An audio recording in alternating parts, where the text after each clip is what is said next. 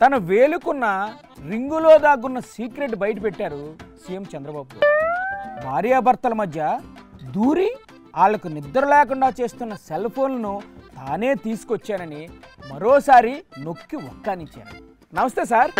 Meeting వచ్చిన వాళ్ళకు ఏం చెప్తారు సార్? ఇప్పుడంతా బాగుంటారు. రేపు ఎలా ఉంటారు? రేపు ఎన్నికలు వస్తే పక్క చూపులు చూస్తారు కొంతమంది. రేపు కాదు సార్, ఇప్పుడే పక్క చూపులు చూస్తున్నారు పాపం. పక్క చూపుల వల్ల చాలా నష్టాలు వచ్చాయి. ఇచ్చిన హామీలు అమలు చేయకుండా ఎగ్గొడితే ఎవ్వరైనా పక్క చూపులే చూస్తారు సార్. ఓసారి అనిపిస్తుంది నాకు కూడా, నాలో తప్పు ఉందో మీలో తప్పు ఉందో నాకు తెలియదు కానీ గ్యారెంటీగా మీలోనే తప్పు ఉంటుంది సార్. చెక్ చేసుకుంటూ పాలి. ఎన్నికల కంటే ముందు కూడా చెప్పాను. ఏం చెప్పారు? సంక్షేమం, అభివృద్ధి, అదే మరిగా సంపద సృష్టించే. సంపద ఎప్పుడు సృష్టిస్తారు సార్? 11 నెలలు అయింది, ఇంకొక నెలలో 1 సంవత్సరం అవుతుంది.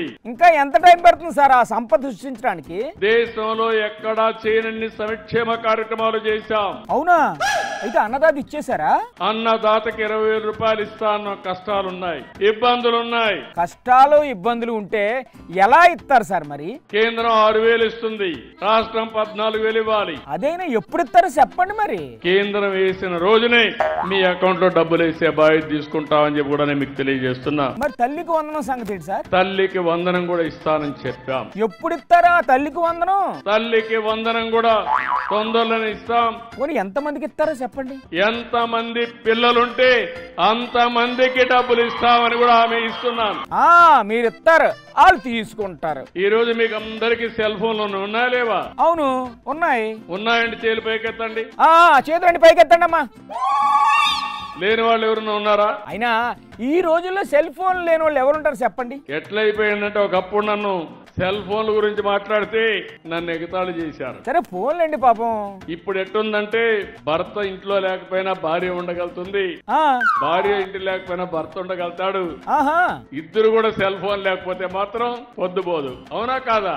నిద్ర రాదు. ఆ సెల్ ఫోన్ కనిపెట్టి భార్య భర్తలకు నిద్ర లేకుండా చేసింది మీరే సార్. నిమిషం సెల్ ఫోన్ చూసుకుంటూనే ఉంటారు. అది కూడా మీరే అలవాటు చేశారు. నేను చెప్పింది అకాడమిక్ గా ఈయనకి ఏం పని లేదు, ఇట్నే మాట్లాడుతూ ఉంటాడు. మా పని మేమే చేస్తా ఉంటే కుదరదు. అయ్యో ఎందుకు అనుకుంటారు సార్ అలాగా?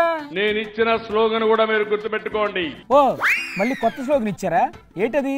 Wealthy, healthy, happy. అంటే ఏంటి సార్? కొంచెం తెలుగులో చెప్తారా? సంపద, ఆరోగ్యం, ఆనందం. అంటే ఎవడో పేదరికంలో ఉండడానికి వీల్లేదు. వీల్లేదంటే వాళ్ళు ఏమైనా కావాలని పేదరికంలో ఉంటారా ఏంటి సార్? సగం టైం మీ అందరూ అనారోగ్యం అంతా మీరే కారణం, మనమే కారణం. ఎలా సార్? ఏది తినాలో అది తినం, ఏది చెయ్యాలో అది చెయ్యం. మరి ఏం తినమంటారో ఏది చేయమంటారు? ఓసారి ఎక్కువ కార్బోహైడ్రేట్ తినేస్తాం. కార్బోహైడ్రేట్లు ఎక్కువైతే ఏటవుతుంది సార్? దాని వల్ల షుగర్స్ వస్తా ఉంటాయి. అబ్బా, మీకు చాలా విషయాలు తెలుసండి బాబు. నా దగ్గర ఒక రింగ్ ఉంది. ఏం రింగ్ సార్? అది మంత్రాల రింగా? ఏదో మంత్రాల రింగ్ కాదు. ఎవరైనా మాంత్రికుడు ఇచ్చాడా? మాంత్రికులు ఇచ్చిన రింగ్ కాదు. ఓహో, పూజలు చేసి ధరించిన రింగా? పూజలు చేసి తీసుకున్న రింగ్ కాదు. మరి ఏం రింగ్ సార్ అది? రాత్రి 8 గంటలు నిద్రపోయాను, బాగానే నిద్రపోయానా, హార్ట్ బీట్ ఎట్టుంది, ఇలాంటివన్నీ చెప్తుంది. మరి అలాగే సూపర్ 6 పథకాలు ఎప్పుడు ఇస్తారో చెప్పే ఆ రింగో బొంగరం ఏం లేదా సార్? సార్ అదిగో అక్కడేదో చెప్తున్నారు, ఆ చెత్త తీసుకెళ్ళడం లేదంట. అడగండి. చెత్త తీస్తున్నారా, ఇంట్లో పోయి కలెక్ట్ చేస్తున్నారా అని అడిగాను. పబ్లిక్ ని అడగండి సార్. చెత్త తీస్తున్నారమ్మా? తీయటం లేదండి సార్. తీరేని చేలు పైకి ఎత్తండి.